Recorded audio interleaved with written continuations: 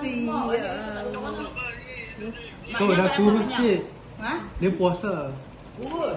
Boleh mak. Puasa 3 Dah hari, kurus baru sikit. tinggal 3 hari. Hal lain orang yang suruh puasa. Pak tahu tu tak. Sama hari raya. Sama hari raya. Selamat hari raya ya tau. Tak dengar. Ingat. Ha. Suruh dia mai tu, suruh dia mai. Suruh datang Suruh dia sini. mai. Datang sini. Datang So dia sini. main ni tu. Sini datang sini. Suruh datang sini. Ha ha. Selamat Hari Raya ya tak? Mari sini ya Pak Tok. Tok sihat ke dia tanya?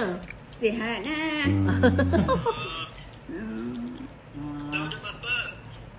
Dua Tok buat apa tak?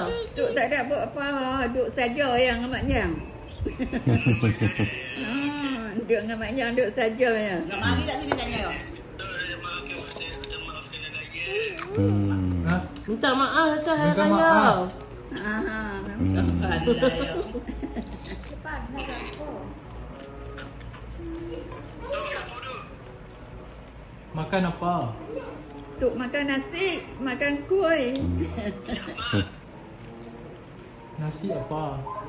Nasi apa? Nasi putih biasa ni lah. Duk ayam. Siapa masak tu? Siapa masak? Mak Nyang lah masak. Tok tak masak dah, tak pandai nak masak. Sihat ke Sakit tu? ke dia tanya? Sihat.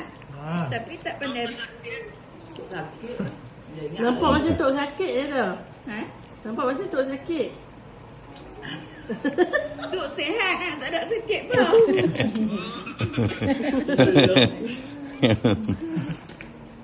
Tu, suruh dia mai. Mai ni. Suruh datang. Awak tak main dah? Oh, Takut ya. dia. La ilaha illallah. Duk barang selalu tak takut. Dia duk main jauh. Dia bukan duk main motor pun. Dia duk rumah dia.